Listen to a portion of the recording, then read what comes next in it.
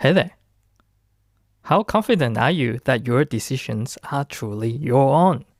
What if some of your strongest convictions were quietly shaped by forces you rarely notice?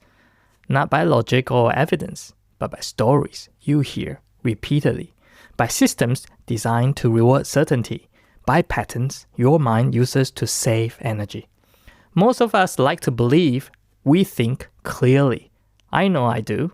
We are taught to have conviction in pursuing our dreams and goals. Yet the truth is, clarity is fragile. We live in a world where algorithms learn faster than we do, where success stories are amplified while failures simply disappear, where information keeps arriving already filtered, personalized, and reinforced over time. This changes how we see risk, how we interpret evidence, how we judge ourselves and others. Today's episode is an invitation to slow that process down.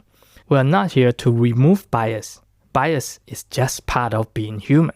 We're here to notice it, to be more aware, to understand how bias shape our decisions, and to reclaim a little more agency in how we think. In this episode, we'll explore 3 subtle biases that influence our choices far more than we realize. Biases that operate quietly, biases that feel like intuition, biases that require intention to examine. By the end of the conversation, you will be better equipped to pause, question, and choose with greater clarity. Welcome back to The Strategic Thinker, or TST for short. If you're a regular listener, thank you. Your presence and curiosity continue to shape this community. If this is your first time here, I'm glad you found us. TST is a sanctuary for your mind, a calm space away from the noise where you can slow down, think deeply, and reset your direction. Every conversation here is designed to help you approach life, work, and decisions with more intention and clarity. I'm Alan, your host. Let's dive in. Before we talk about specific biases, it helps to step back and understand why biases exist at all. Bias is not a flaw in human thinking. It's a feature. From a neuroscience perspective, bias evolved as a survival mechanism. Our brains are designed to conserve energy and act efficiently. Biases function as mental shortcuts, allowing us to make sense of a complex world quickly, spot patterns, and respond without having to process every detail from scratch. In early human history, this efficiency mattered. Fast judgments helped us detect danger, navigate uncertainty, and decide who or what to trust. Biases reduce cognitive load, keeping us alive in environments where hesitation carried real risks. The challenge is that these mental shortcuts matter less for our survival nowadays. The challenge is that the world they evolved for no longer exists. Today, we operate in environments filled with constant information, digital signals, social feedback, and algorithmic reinforcement. Our brains are still optimized for speed and pattern recognition, but the inputs have multiplied far beyond what they were designed to handle. This gap creates a distortion. Biases now influence how we interpret news, how we assess success, how we judge ourselves and others, and how we decide what is possible or impossible. It operates quietly, often below awareness, influencing conclusions before our conscious reasoning begins. This is especially important in a world shaped by AI and social platforms. Algorithms amplify certain narratives. Some algorithms are even designed to manipulate us. Success stories travel faster than quiet failures. Information adapts to our preferences, reinforcing what we already believe. The result is incomplete mental pictures for decision-making. That is why this episode matters. The goal here is not to eliminate bias. That would be neither realistic nor desirable. Bias helps us navigate complexity. The real work is learning how to notice it, question it, and recalibrate when it quietly pulls our thinking off course. In the next segment, I want to bring this into the real world through observation and experience before we zoom in and explore 3 specific biases that shape decisions more than most of us realize. So, have you ever wondered why our world feels dominated by success stories? Why is it that we celebrate the ones who made it, while the thousands who took the same risks and worked just as hard remain invisible? Have you felt that subtle spark of comfort when you hear an opinion that matches your own? That instant sense of, yes, that's reasonable. These moments aren't flaws in our thinking. They are signals. Bias isn't a blindfold. It acts as a filter. It's the tint on the lens through which we see our world, our career, our newsfeed, and our own potential. Most of the time, this lens stays invisible. It operates in the quiet gaps of our day. It decides what we notice, what we ignore, and crucially, what we choose to believe before the facts even arrive. We now live inside an architecture of agreement. Our platforms serve as mirrors instead of windows. Our tools offer us certainty instead of nuance. And over time, that repetition starts to feel like insight. Cognitive effort is required to notice the tint on our lens. It's about asking not just what we are seeing, but also why it's being shown to us. In my own observations, both personal and through conversations in my network, I see a consistent pattern. People often feel confident about the conclusions they arrive at quickly, yet struggle to articulate the assumptions beneath them. The certainty feels real, yet slightly fragile. Something feels incomplete, even if it sounds convincing. Part of the reason lies in the systems we now live inside. Algorithms reinforce patterns rather than challenge them. AI tools deliver fluent, confident answers that feel complete, even when they reflect partial perspectives. This is where bias tightens its grip. Confidence grows faster than understanding. Familiarity replaces examination. Speed overtakes reflection. Now, this is where I think strategic thinking becomes even more valuable in our modern world. It invites you to notice how conclusions are formed. It encourages curiosity about the invisible forces shaping our judgments. Up next, we'll explore 3 biases that tend to operate quietly beneath the surface. They shape how we interpret success, how we consume information, and how we interact with intelligent systems. Once you see them, they become difficult to ignore. And once you learn to work with them, your thinking becomes more flexible and more intentional. Let's start with the first one. Before we go further, I want to acknowledge something openly. I'm not immune to this bias either. In fact, survivor bias is something I had to think about deliberately while designing the Path to Greatness series. When we study icons like Kobe Bryant or Walt Disney, it's very easy to focus only on the outcome, the championships, the empire, the legacy. Yet if we only study the winners, we risk misunderstanding the path.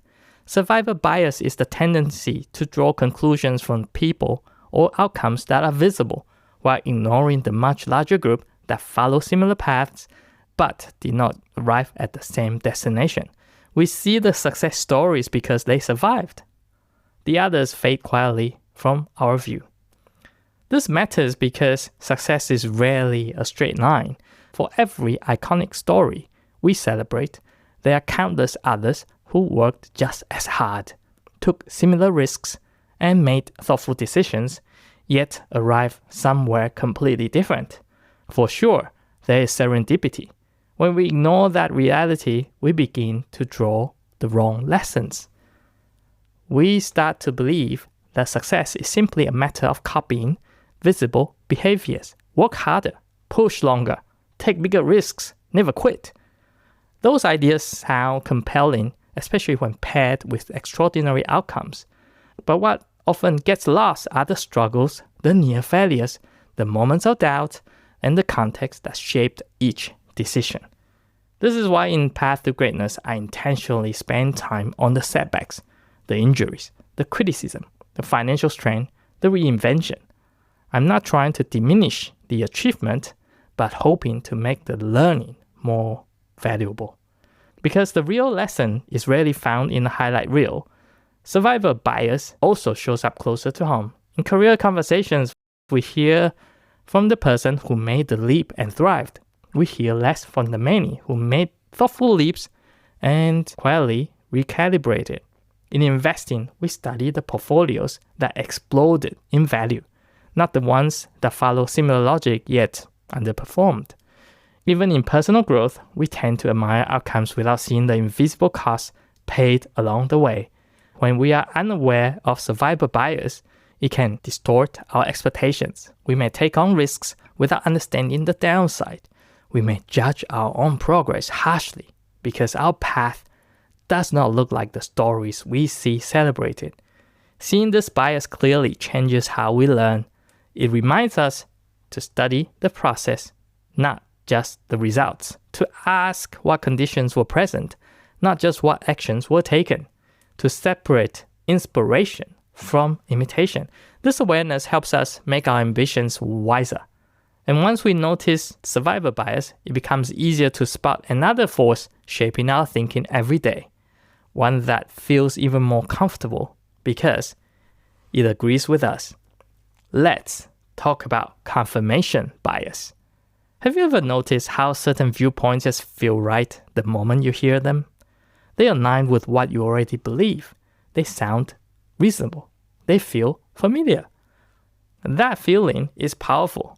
And it's exactly where confirmation bias lives. Confirmation bias is our tendency to notice, trust, and remember information that supports what we already think, while quietly filtering out anything that challenges it. It does not feel like bias.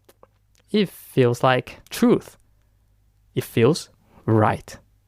Our brains are wired this way for efficiency. When a belief has helped us make sense of the world before, the mind treats it as a shortcut. Agreement feels safe. Familiarity feels credible. In earlier eras, this bias existed, but its reach was limited. You might encounter opposing views through colleagues, newspapers, or chance conversations.